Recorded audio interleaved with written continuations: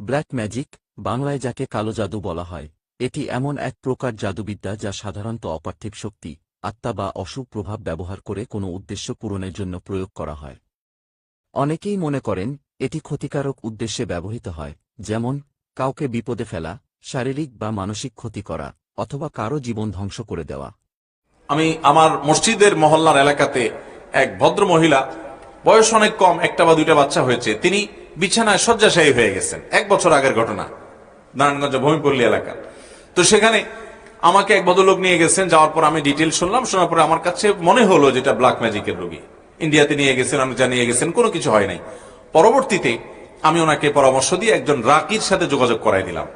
সেই রাকি মানে ঝাড়ফুঁক করে যারা কোরআন হাদিসের আলোকে, এটা যেটা আমার সাবজেক্ট নাই, সাবজেক্টে একজনকে আমি রেফার করে দিলাম। ওই আল্লাহর বান্দার ঝাড়ফুঁকের পর এই ভদ্র মহিলার বমি হয়েছে, এবং বমি থেকে দেখা গেছে ভেতর থেকে চুলে মোড়ানো একটা আপনার গোশতের টুকরো পাওয়া গেছে, রান্না করা গোশত, এটা চুল দিয়ে মোড়ানো। তা আমি আবার একজন ডক্টরকে দেখিয়েছি, যিনি চিকিৎসক পেশায়। বললাম, ভাই এটার ব্যাপারে আপনার কি, যে চুলে মোড়ানো? তিনি বললেন যে চুলে মোড়ানো এই জন্য যে চুল ডাইজেস্ট হয় না, হজম হয় না, এটা হজম হওয়ার কোনো উপায় নাই। এটাকে চুল দিয়ে এমন ভাবে মোড়ানো হয়েছে যে এটা কোনোদিনই হজম হবে না, ভেতরে থাকবে এবং তাকে শেষ করে দিবে।